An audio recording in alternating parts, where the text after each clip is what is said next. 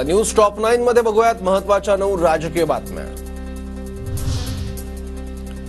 काँग्रेस राष्ट्रवादीशी आयुष्यात कधी पटलं नाही, आज सोबत बसलो तरी बाहेर आलो की उलट्या होतात। तानाजी सावंतांचं काँग्रेस राष्ट्रवादी पक्षाबाबत वादग्रस्त वक्तव्य।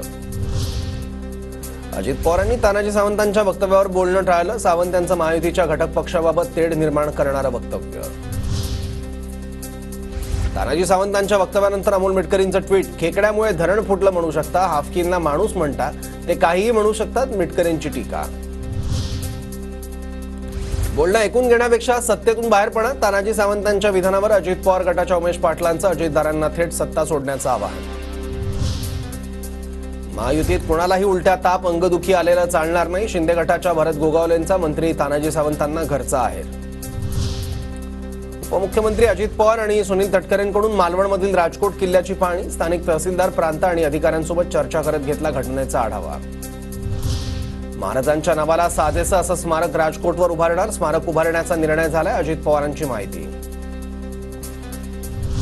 कंत्राट कसं दिलं, कुणी दिलं याचा तपास होणार, जबाबदार व्यक्तीला सोडलं जाणार नाही, कारवाई होणारच, अजित पवारांकडून स्पष्ट।